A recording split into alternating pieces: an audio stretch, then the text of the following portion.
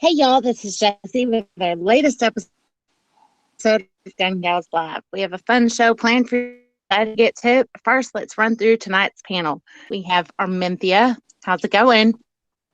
Good. Thanks for joining us tonight, everybody. Gonna say thanks for inviting me, and I don't know why, but I'm the one that sent the links. But hey, thanks for inviting me. It's been a long weekend. Yep, it's Sunday. It's been a long week in general. We also have Stacey. How's it going? Going pretty good. So getting over some allergies, but otherwise hasn't been too bad.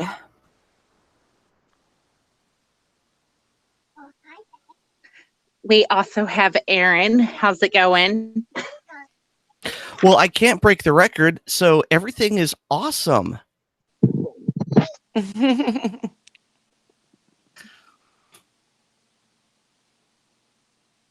Did you want more? I don't know. Sorry.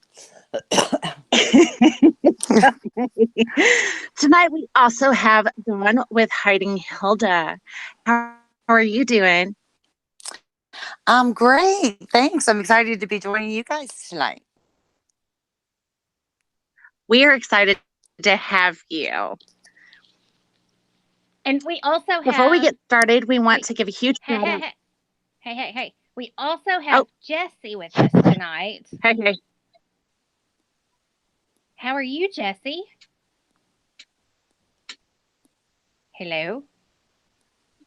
I'm trying to survive with the kids back. Can you hear me? Can you hear me? I can hear you.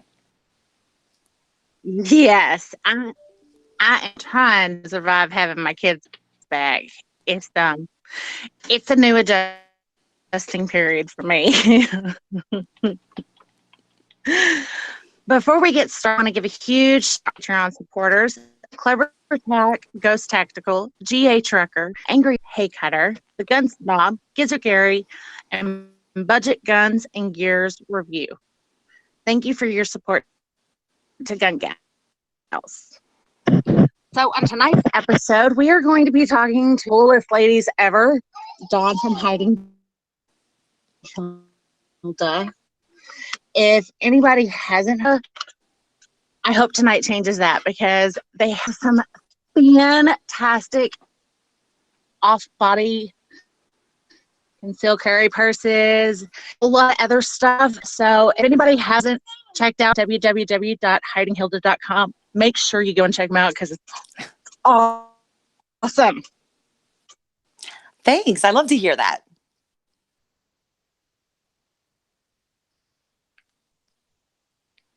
Armintha, No unmute problem. yourself. Anthony. There we go. Thank you. Say.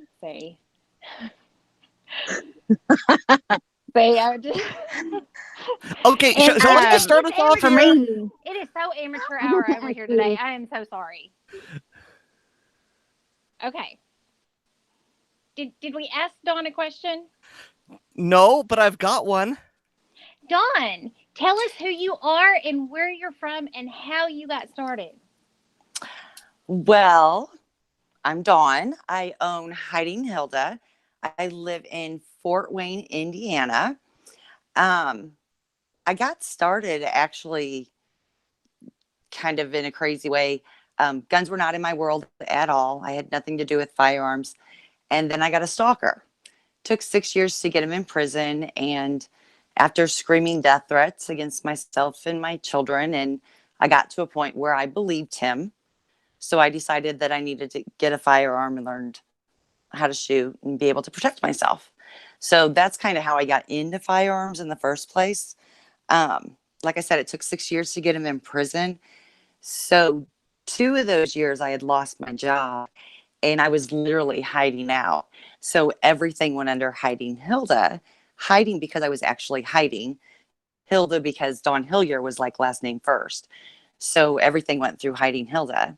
And then fast forward a couple years, you know, I named my firearm Hilda, and I decided to start living out loud. But then when I started the company, it kind of blended right together as the perfect name for the company. So that's kind of how I got started. And so that kind of, I mean, I didn't realize you were quite the advocate that you are now. Yeah, in going through the whole thing, like the stalking part was just ridiculous. And like he got 10 years in federal prison. I mean, it was a big deal. But when I went through trial and stuff, I found out that I was speaking for a lot of other people. There was somebody before me and somebody after me. And then these were the first felony convictions in Indiana. Got a lot of publicity. Well, then it went to national news. Then I was on Stalked Someone's Watching on Investigation Discovery Channel as a season 4 opener. Then Katie Couric picked it up. And it was all about the fact that I got a firearm to protect myself. Like, that's kind of what they centered on. So it just, I don't know, it was never an option. It's like God gave me this entire thing and gave me the voice, and it was never a choice to use it. It was just what to do, if that makes sense. It does, but you've not even shied away from it. I mean, you're everywhere. I mean, you got to show up, right? Right. Because I mean, you were what, NRA? You do SHOT Show, GRPC. Yep. We tried to get a lot of places. I didn't start this company with a plan. It's actually kind of funny because I went back. I was a recruiter before. So basically just a matchmaker, met people with their jobs. And I had lost my job because I started speaking for the National Stalking Resource Center after all of this happened. Well, I was trying not to do the happy dance on the way out. But during that time, this is actually how I got into the concealment part, is I worked in a recruiting firm. It was very, very conservative, very gun-free zone. And you had to, it was a professional atmosphere. I could not imprint at all. But I also couldn't not take my firearm to work because he let me know he was going to show up. And it was either that or not work, so I couldn't find a good way to conceal based on the different outfits that I wore that would be functional for me and not imprint, that I was comfortable with, that I could use when I needed to, if I needed to. So that's kind of how I got into the whole concealment aspect of it. And when I got let go from the recruiting job for doing the stuff on stalking, I ran into this lady who had a small business. She had a couple brands of purses, a small rack of purses. And I asked her if she wanted a partner. And she said no, she wanted to sell. So, and it was called Bold and Courageous Woman at the time. And so it took me like 3 days to figure out that I wanted to name it Hiding Hilda, which was really stupid, but finally came up with it. It like clicked. But then it's been like a springboard from there. It's crazy. And the amount of attention and the interest, it's just been bizarre. I'm truly blessed. I mean, yeah, it sounds like, everything's just kind of fell into place. Like it was just supposed to be that way. Not the original part, not the, but everything moving forward. It's like you were meant to be this outspoken person to help these other women. Well, I think so. And like I said, firearms were not in my world. Firearms were not in my friends' worlds. I liked my Coach bags and my cute heels, and it wasn't the way that we grew up. But there are so many people that are like me who are not tactical, and they reach out to me. But there's no reason that somebody not tactical can't get trained and take their own safety into their hands. And it's like, it's this huge movement, it feels like, in self-defense and empowerment. And I don't know if it was right place at right time or exactly what it was, but even like starting a shooting group and becoming the state leader for the Women's Association for the state for Indiana Girls with Guns. I mean, it's not stuff that I went after. It's kind of just been like God leading me. The fashion show that we had at the NRA show, which was amazing. That was my baby. That was my gig. It was cool.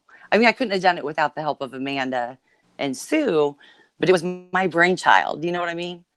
It's just, I don't know. It's been given to me though, for sure. Well, and you helped to sponsor that fashion show, right? Am I saying that right? Or you helped? I'm not sure the wording on well, so I'm the vice president of the state association for Indiana Girls with Guns. Okay. So it was thrown through Indiana Girls with Guns and Realize Facts, which is Amanda Suffolk's non-for-profit. We had asked her, because I do both Hiding Hilda and Indiana Girls with Guns. So both of those are me. So that's why it was kind of a mixture of Hiding Hilda too. So I kind of did both for both of those two. And then Amanda came in and helped out tremendously with Realize and helped us actually produce the show too. So it was kind of, it's a joint deal. Indiana Girls with Guns and Hiding Hilda, even though they're separate, I definitely try to take advantage and put them both out there together. Right. Now, in addition to that particular show, y'all do other shows, right? Yeah. Well, I'm saying yes to a lot of things. It's kind of crazy. Just like there's this Whiskey and Wildflowers fair. And it's like the rodeo and the country show of Farmhouse Living. It's like the NRA show of the rodeo country show. So like people from all over the country come through here. And there's like 100,000 people that come through. And we decided to do a Fringe and Fire fashion show. So it's going to be not only concealment fashion, there's also going to be an element of a rodeo where the trick riders are dressing their horses. Gunslingers. It's crazy. But the guy asked if I wanted to help and if I'd help him put it together, and sure, why not? So we'll see. It's exciting. We'll see how it goes. That's awesome. So with what'd you say, Girls with Guns? Indiana Girls with Guns, yeah. Indiana Girls with Guns. I mean, you're out there and you advocate for a lot of women and you help to encourage a lot of women that normally wouldn't get into the firearm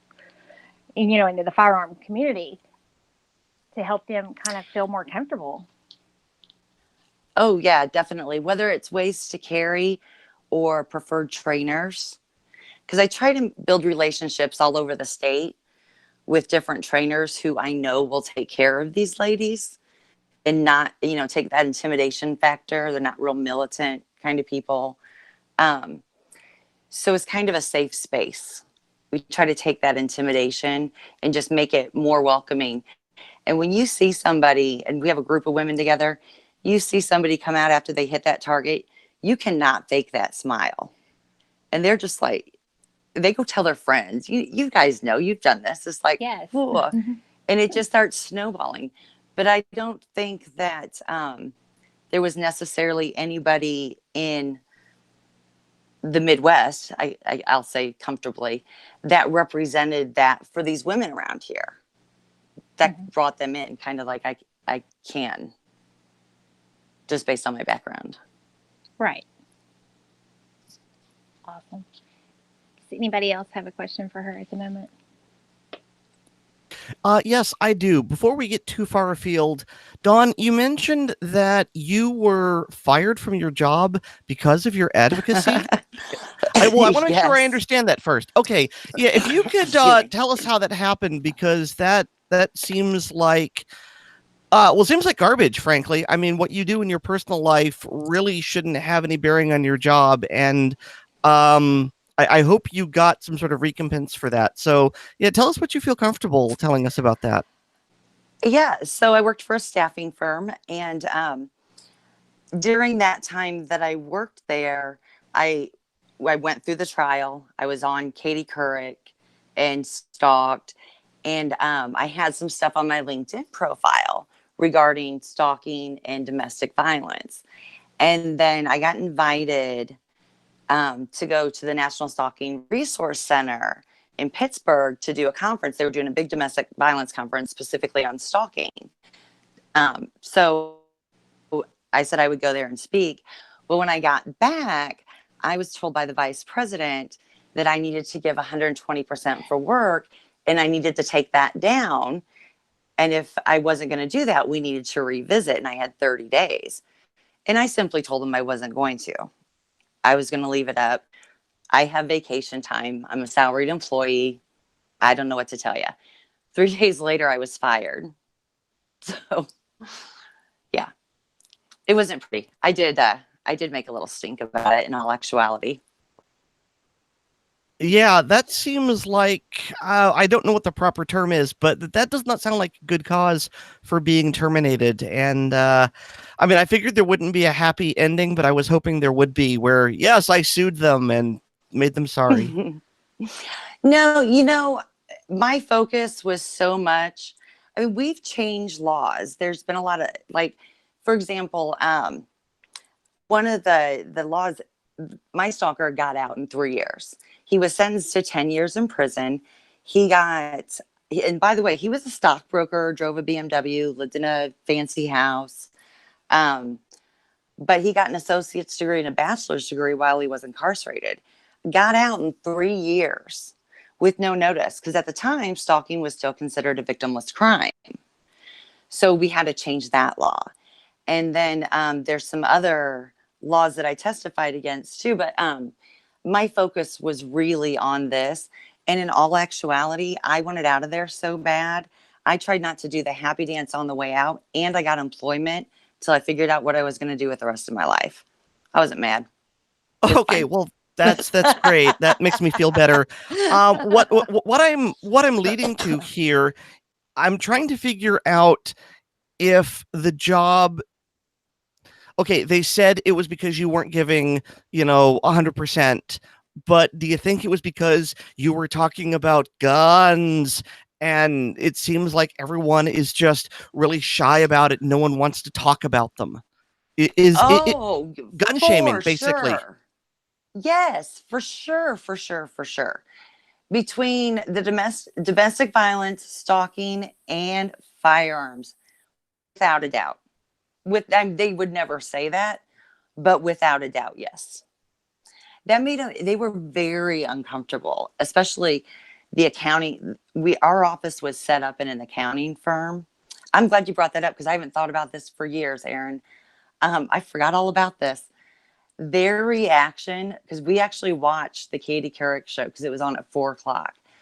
Their reaction when we started talking about firearms and guns was the looks on their faces was ridiculous. And then I got called into the conference the next day, and they wanted to make sure that I wasn't carrying on premise because it came out in Katie Couric.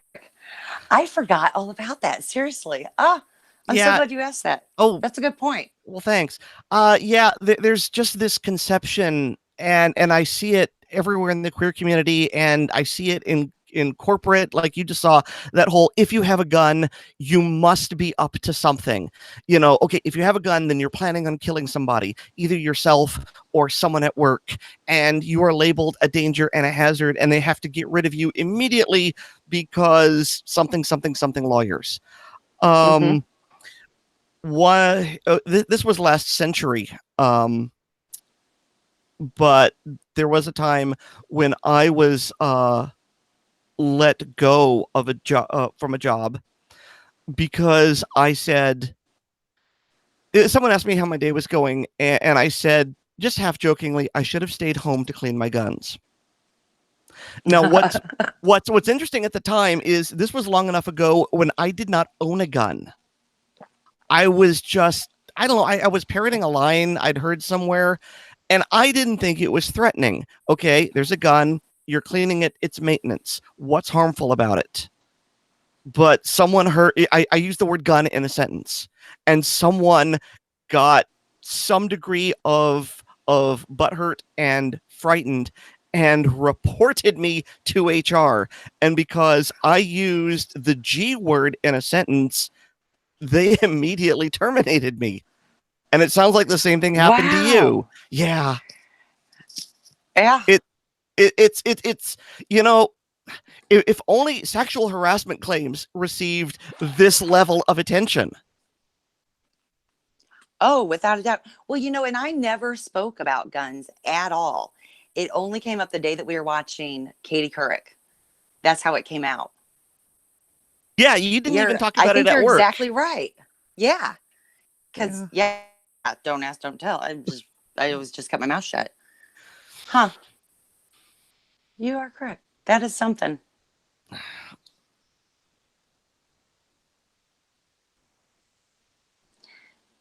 So what were you doing at that job? Oh, was it anything fun at least? No. I mean, it was okay. I was good at it. I was a temp and I was doing data entry. I was just inputting numbers for cars that had been in accidents and had been totaled, and people were doing insurance claims. I was a temp, and that's the thing about temps.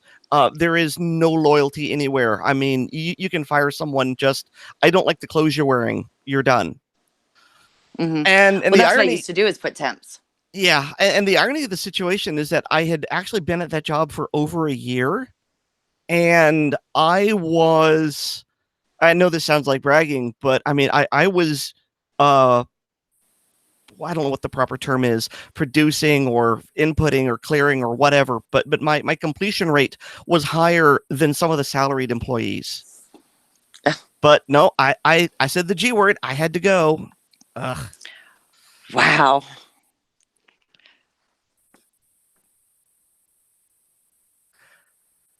Any of you ladies want to ask a question? So how long have you been doing hiding, Hilda? So I did my first gun show in January of 2018. And I'm hoping next year I'm be able to pay myself a little bit. Might break even. Well, I've seen your purses. I mean, I met you at the NRA and seen your booth and stuff, and you have some amazing stuff. I mean, so yeah. Thank you. We're trying to have one of the things that we're trying to do, because it's way more than selling a purse. I mean, our tagline is be your own hero, and it's the whole concept of it. But we're trying to really pick up different lines. Of course, we have the concealment purses. Pistol or holsters are amazing. We just picked up koala bags and Dean Adams, and some on-body options too. So we're trying to get more of an array of choices, but good choices. Yeah, being that we can put our name on. Yeah, and being newer with guns as everybody else and stuff, I'm always looking for different ways of carrying, so I can figure out which way works best for me. So, and some of the other, and the fashion show, seeing some of that and how those worked and how everything was on that was awesome to see too. Yeah, well, and that's what we're trying to do. We're all kind of marketing to the same audiences, and there's plenty to go around, but we are stronger together. We're stronger when we combine our resources. And it makes sense to bring it together. When you're doing it for more than just a purse, you're doing it as a lifestyle choice to really empower people.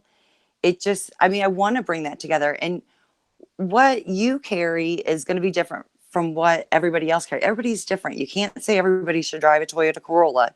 You can't say everybody should on body carry in this holster. It just doesn't make sense. Everybody's different. You got to find what works for you. But there's no reason to go through 100 bad ones to find the one that's right for you either. So it's nice to be able to see the options, to feel them, to touch them, to try them on. And that's what we're trying to do, is give that variety. Yeah, because I mean, I've done both. I bought that purse with the NRA. And I've used it primarily for the first 2 or 3 weeks just to test it out and use it some. And when I went to Dallas for the weekend, I didn't even take my holster. I used that the whole weekend. And there's times I use the purse, or sometimes I use my holster. Sometimes I use the belly band. It just depends on the situation, on what I want to use that day. So having those options are really nice. Right. One of the things I like to say when I'm trying to explain the different types of concealed carry to people, and of course, if I'm explaining it, then these are new users. I like to point out that long guns are like coats. You just need the general size that fits you, and you can put them on. There's no problem. But handguns are like shoes, and they will not. Analogy. Thank you.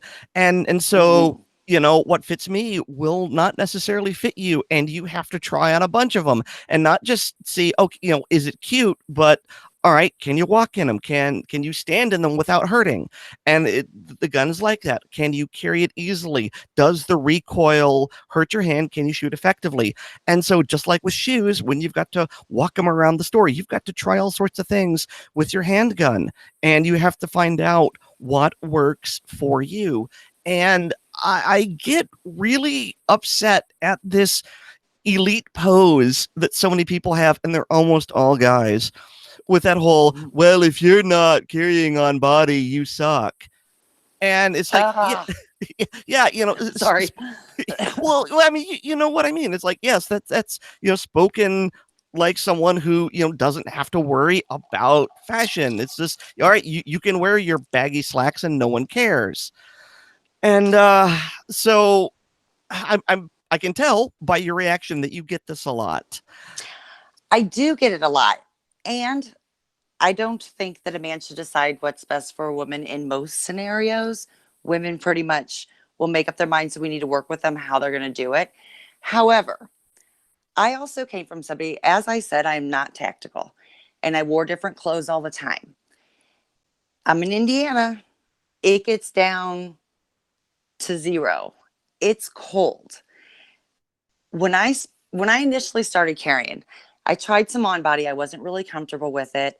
And like I said, I don't live in a waistband. I'm not tactical. But I needed to be able to go to Walmart in whatever I was wearing and be able to quickly draw. It's counterintuitive to tell somebody to carry on your body, just to carry on your body, but then you wear it in all different places.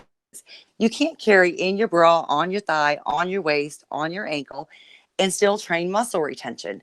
It's counterintuitive. It doesn't make sense. You should have it in a couple good spots. Now, when I started carrying, I had 5 layers on. I had a t-shirt, an undershirt, a jacket. Now I'm in deep concealment when I was on my body. That would have done me absolutely no good if my stalker came up to me at Walmart and tried to put me in his car. When it was cross-bodied in my purse on the outside where I could get my hand, where I practiced, where I can draw damn quick, was much more effective for me. And I felt more secure. And no man in a waistband can tell me I'm wrong about that, because that was most effective for me. If it was on body, I wouldn't have been able to do it. So I'm sorry, I feel very strongly about this. I think it's how you practice. I think it's carrying the right way. A lot of people say your purse will get snatched. They're looking for somebody who's carrying their purse by their handles in their fingertips on their phone, not paying attention. They're not looking for a fight. If you're carrying it correctly, you have a good strong hold on it. You're aware of your surroundings. You know, it could happen, but you have insurance. But to say that you have to carry on body just to carry on body for the sake of carrying on body, I don't think it's accurate for everybody. I don't think it's right. Now I will get off my high horse. Sorry. Well, I mean, that's why we brought you here, and I think that was well said. But you brought up a point that I hadn't even considered, because I live in Florida, where for, you know, only about a month or so does it flirt with freezing temperatures. So I've never had to dress in that many layers. Most I have is like a parka. And so that was something I hadn't even considered. So thank you for educating me on that. That's another good reason for off-body carry in cold weather. Well, thank you. Yeah, because even here in Oklahoma, I mean, we get, freezing temperatures, we get snow, we get ice storms. There's even been times we've been 19 below, so yeah, I mean, wintertime, I mean, you're layering up, and, summertime's hot. So, yeah. But another thing I really love, which I don't have small kids, so I don't ever use the feature, but one thing I like about your purse is that you can lock it. So if you have small kids, they can't get into the compartment where your gun is. Right. Now you have to be aware of whether it's locked or not locked. Because you'd hate to have it locked and then figure out in a bad situation that it's locked. Yeah. And vice versa. So I definitely like that feature. Going back to like carrying purses and stuff too, I do like the locking feature, but I also think when we talk about carrying in purses, if you're somebody who your purse in the car with your 2-year-old, you shouldn't carry in a purse. You know what I mean? Yeah. So I think it's a great feature. I think that carrying responsibly and always knowing where your stuff is more important though. Yeah, because I mean, even like me, when I go to work, I work in a bad part of Tulsa, an apartment complex. So, I don't have my gun in my purse. I have it because my purse is just locked in my car. So and that'd do you no good. Yeah. So, I mean, I can't really carry on me. I mean, I could. My employers don't care, but, I'm doing construction, so I'm moving around and about a lot. Mm-hmm. So, usually I feel safer having my gun locked in the console, locked in the car. So if someone was to break into my car and I'm not near it or something, I don't have to worry about, at least it'd be under double lock and key. Right. But, Well, the locking zippers are great though. Like if my granddaughter comes over, we were talking about our grandkids, I can put my purse upstairs in my room and make sure she doesn't get it, but I still prefer to lock those zippers just in case you turn around. You know what I mean? So I'm not trying to ditch on the locking zippers at all. They're a good thing. There's pros and cons. Yeah. If you're going to be out and about, you're not going to have it locked. I meant like if you're home or you have it in there and stuff, you have kids around, stuff like that, Right. Which I said, I've never locked it. I've done it just to kind of play around with it when I first got it, and said, oh, that's cool, but yeah. So it is a great feature as long as you use it correctly. It's a great feature. Yeah. And depending on the person, it could be a pro or a con, depending on, locking it. Like you said, they don't know it's locked and you need it. It's locked. It's that extra time to get to it. Yeah. But I think overall people would. Yeah, I think it's good. I'm sorry. Got sidetracked. So what firearm do you carry, and has it evolved over the years, or have you kind of stayed with the same one? So my carry gun is a Glock 42. That's my original Hilda, and she even has her name tattooed on her. So she's Hilda. But my favorite gun to shoot, I love my H&K VP9 at the range for a range gun. And I love my AR-15. That's fun to shoot too.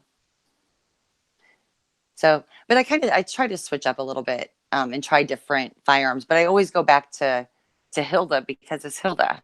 And she's lightweight and she's my friend.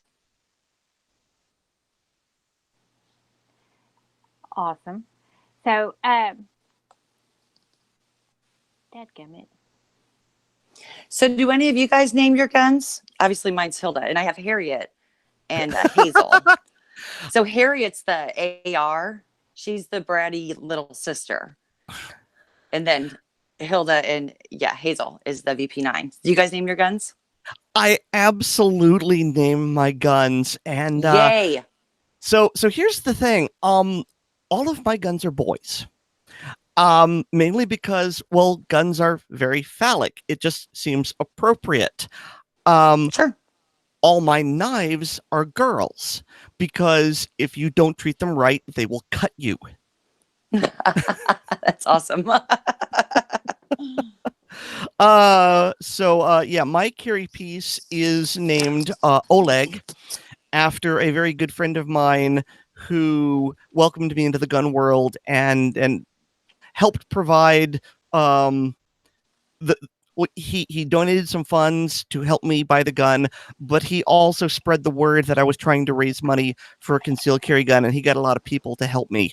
And so I will spread the praises of Oleg Volk wherever I can, and so I have done so now. Beautiful. The only gun I have named is the Smith & Wesson 1911 in 45. His name is Tamatoa, off of Moana, because it's so shiny. Oh. My husband doesn't like that I named that gun. At least probably not that name. And I actually haven't. I mean, I haven't named any of my guns. The one I carry the most, it would have to have a female name if it did, because it's my husband Sarah coded it, kind of like a robin's egg blue and silver. Ooh, pretty. Yeah, because I'm really big on the Bel Air. I want the Bel Air so bad. So he doesn't want to spend the money right now for a Bel Air, so he kind of cheats and he kind of Cerakotes my gun that color. Nothing wrong with that. That's yeah, all right. And it's pretty. So, but yeah, I haven't really named them, but I have to think about that. And I have not. Sorry. That's okay. I was going to say I have not, and I have not actually thought about it. Now, I do look forward to one day owning a Bertha, which she is fantastic and she's beautiful. I got to shoot her at the ladies range day that we had for GunGals last year. It's a 44 mag Ruger Blackhawk or Red Hawk. I can't remember. Armintha, help me out. That's a Clover question. Wait, did you say it was 454? No, it's a 44 mag. 44 mag. It might be a Super Red Hawk, but I'm not certain. I don't know what it was, but she was gorgeous. Red Hawk. And I would totally have her as my concealed carry.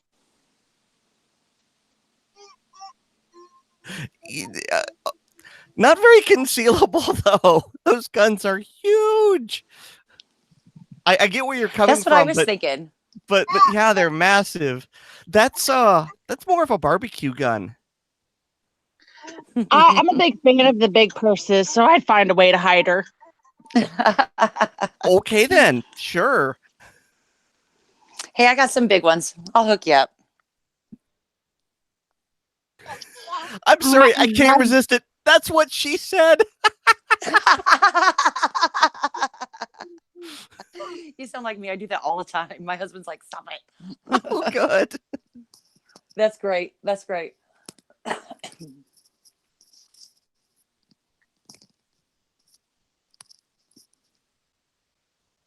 So you said your stalker got 10 years? Is that what you said? Yeah, he got 10 years. He got 20 counts in 10 years. Well, actually, I think you said he was sentenced for 10 years, but got out in 3? Correct. Yes. And actually, so I don't know if you guys know a lot about, have worked within the legal system very much, but it's absolutely a load of crap. So he got out in 3. He wasn't even eligible for parole until February 2017. He got out in, he violated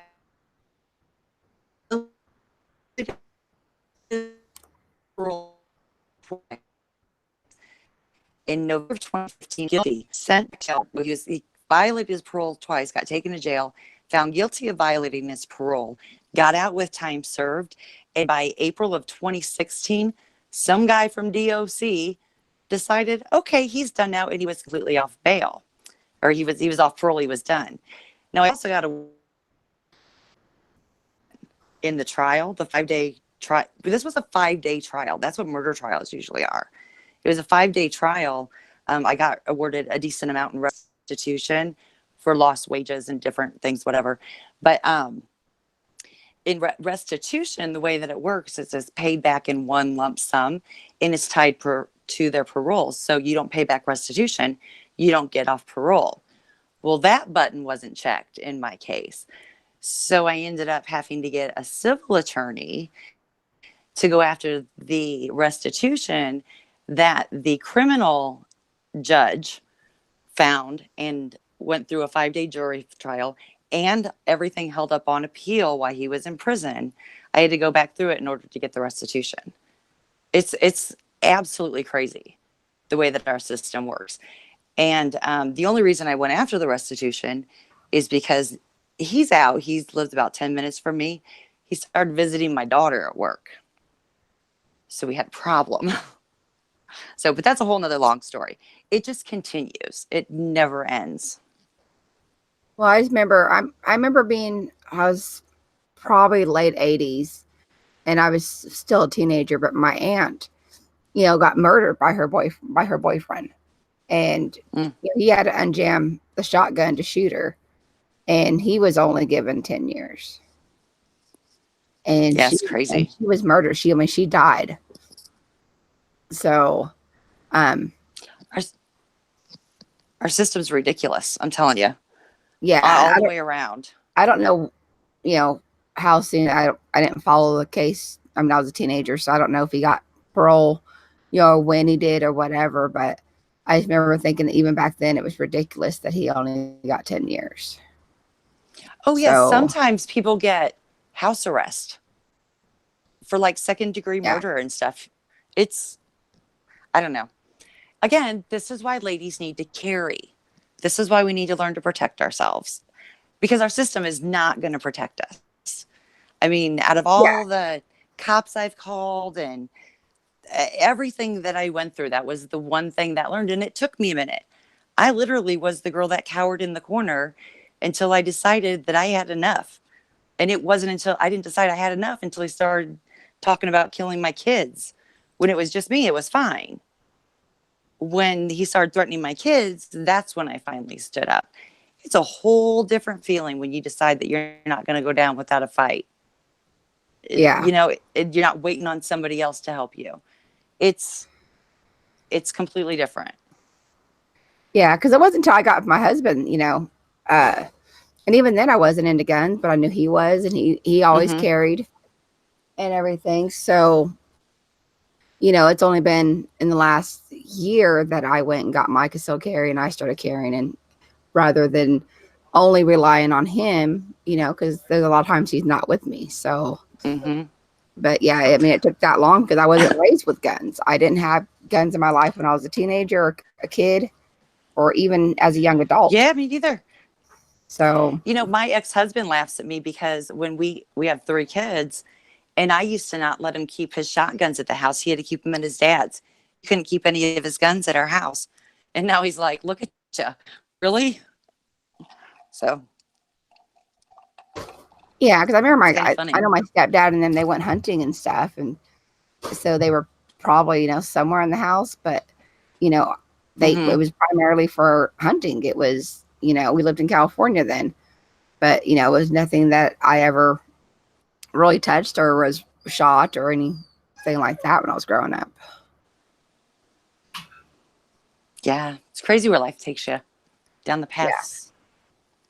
Yeah, because when I got my husband, he was always having to twist my arm to get me to go out there and shoot. And once I decided I was finally going to get into it on my own, and he's getting these new guns in all the time, and I'm going out there and I'm trying them out and I'm shooting them and figuring out what I like and what I don't like now. So good for you. It's empowering, isn't it? Yeah, I'm still working my way up to rifles and shotguns and stuff just because I have back issues, and it's kind of hard to position them and hold them without, being sore or stuff like that because of the back issues I have. But I'll eventually get there. Yeah, this ladies' day at the range that I'm doing in September, a lot of the people that I work with are it's self-defense oriented. Our classes are self-defense oriented at the range here. We might have shot a shotgun once or twice just in training, but that's one of the reasons that I'm doing the ladies' day the way that I'm doing it, is so people who have mainly focused on self-defense and only really shot pistols, they can actually see kind of the sporting side too, and shoot shotguns and rifles and clays, and just to see the different kind of disciplines and try different things now that they're more comfortable with the pistol side. It's intimidating, I think, at first. Well, I think for a lot of women, there is that belief that guns are very masculine, and if they start using a gun, they will lose, I don't know, perhaps some essential femininity. They will become too violent. We know that it's garbage, but there is some degree of a mental block. And I've noticed that if you just get women to try it, like at a ladies' range day, they discover not only how empowering it can be, but how fun it is. Hey, this is something I can do. This is something I'm good at. I enjoy doing it. Yes. And so in a related note,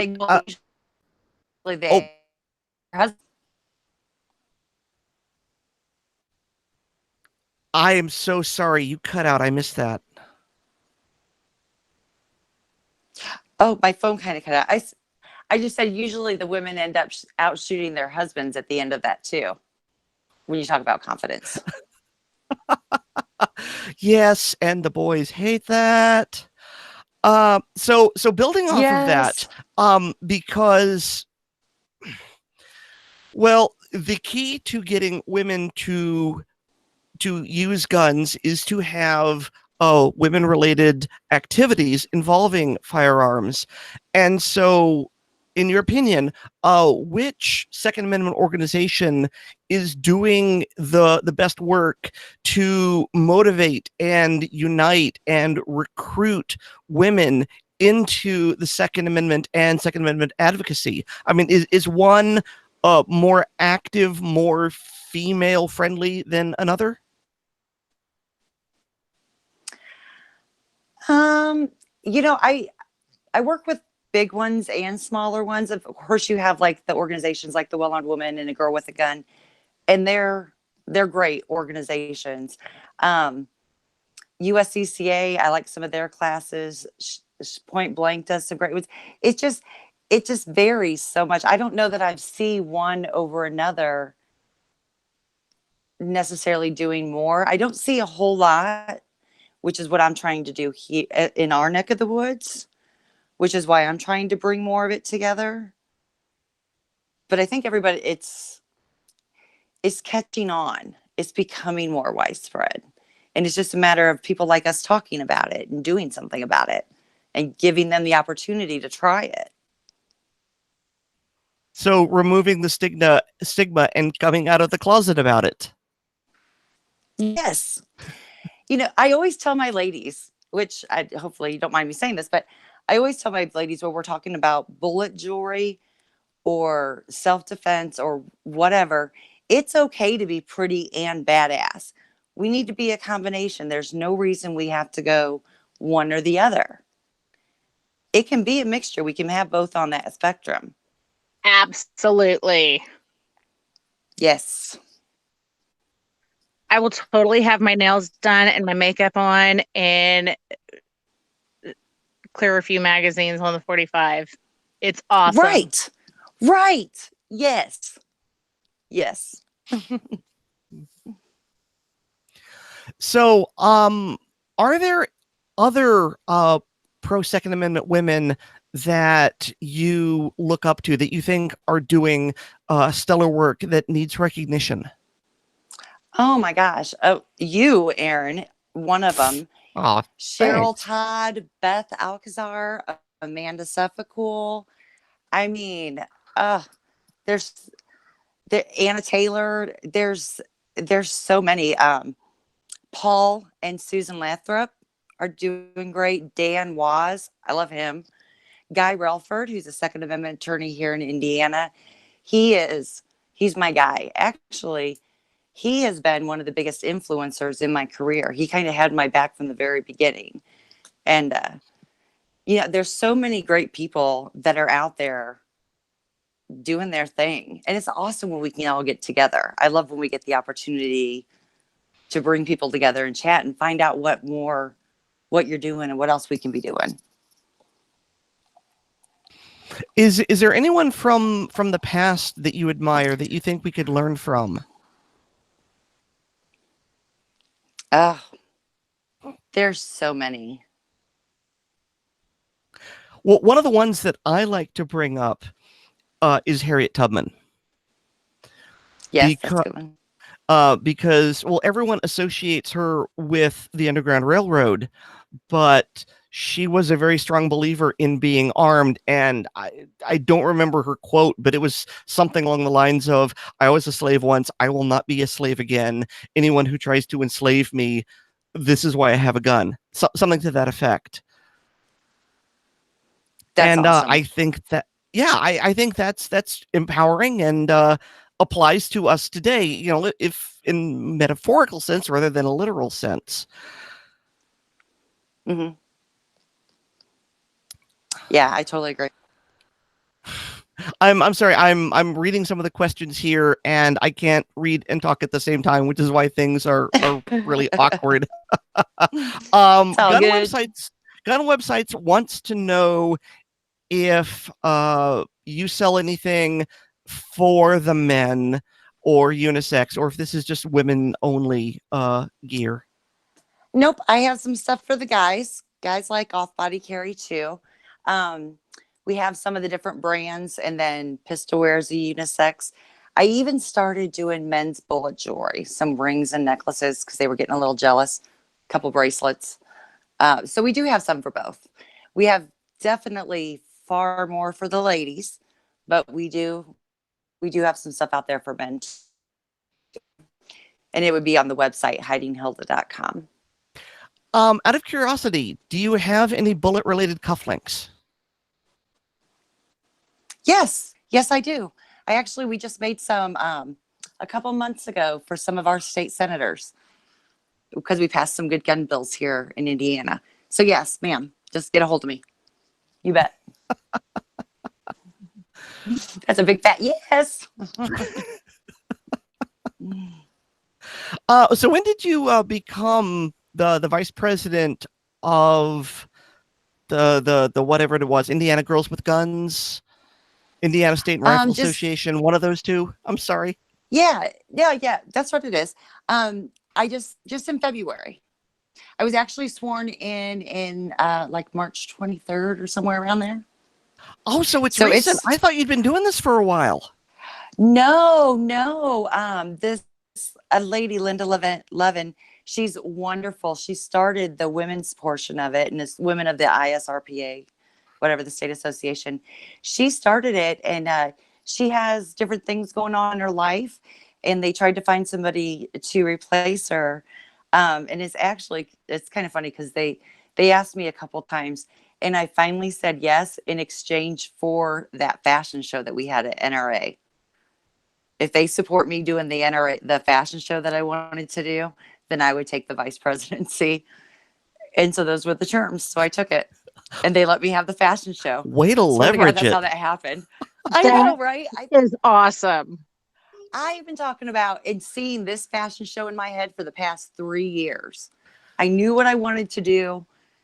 And I knew the people, like the kind of people, the people I wanted in it, the Second Amendment people.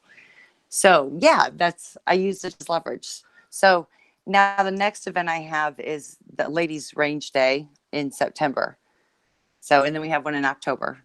So I just jumped right in. So you're going to be at GRPC in Phoenix this September, right? I cannot make it this year. Oh, no. I know. I'm so sad. I know. I want to. No. But We have I'm sorry, go ahead. No, we have a big gun show that weekend. Okay. One that just came back after a year and a half, so it's a big one. But there's still going to be a concealed carry fashion show at GRPC, right? Because Amanda's going to be there. Yes, right? ma'am. Yep. Okay.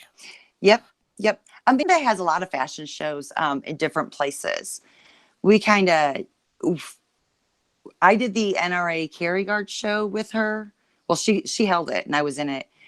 So I knew she worked on some fashion shows. So when we decided to have a fashion show, and she's my buddy, I thought this could be good for both of us. Why not give her a call? Just like, well, at the GRPC, I don't know why I cannot remember those letters. But that was because I brought HBO with me to last year's, because HBO was doing a story on me. So I called Amanda to see if they could come to the fashion show. That was kind of interesting. Oh, yeah, that You was the Vice interview. That. Yes. Yeah, you interviewed on that. Yes, that's right. I did. And I thought I gave a great interview. And the comments were toxic because, okay, aside from our lovely listeners, all YouTube commenters are toxic. I don't really read the comments on a lot of stuff. That's a good policy. My feelings get hurt. My feelings get hurt. I can't do that. I'll take it personally and I'll dwell on it. I have exactly the same problem. This seems to be just a very woman sort of thing. You know, 100 compliments are undone by one snarky insult. And it shouldn't matter, but it does. Yeah, that's what gets in your brain. Yeah. So I stopped reading them a while ago, especially anti-firearm people, because I'm like, you don't even know. So I take it with a grain of salt. I skip them. Well, yeah, but I mean, there was that, but they just went for the cheap shots, like, you know, the typical "I'm fat, I'm ugly, I'm disgusting, I'm a thing that should die," that sort of stuff. Oh no! Now see, because I don't read the comments of stuff, I have no idea. Well, that's I mean, crap. You shouldn't. Yeah, that's bullshit. Don't. Yeah, no. Can't do that. So for people who are wondering, the reason why I've been kind of bossy is because Armintha had to step away, and I'm just naturally chatty, so I kind of ended up filling in for her, and we just lost Jessie too. Well, I guess we're done, Eric. I mean, there's this whole thing where we start wrapping up, and I don't have the pattern down. Gosh. Hey, Snob's wife, do you know how to start wrapping this up, maybe? Can you save me here? I don't have the exact paper either. I need to get one. But I don't know whether she's going to try and come back or what. So I guess we will just wrap it up the old-fashioned way. There you go. Well, I mean, part of the problem is that I don't know if I can turn this off. I don't know how to stop the recording. We're on a runaway train. Oh, yeah. Oh, I think Jess just came back. Yes. Sorry, we're having some major storms going on, and I've got a fussy child awake. But we have definitely hit our hour. We're going to go ahead and wind things down for the evening. Let's run through the panel one last time and hope my internet holds up. Dawn, what do you have going on this week that you would like to share with our viewers? I have free shipping online. That's exciting. It's a slow time of year, so that's really all I have. But it's hidinghilda.com. Everybody loves free shipping. So if anybody has sisters or wives, girlfriends, daughters that are getting into the concealed carry side of life or loves jewelry, definitely go check out www.hidinghilda.com.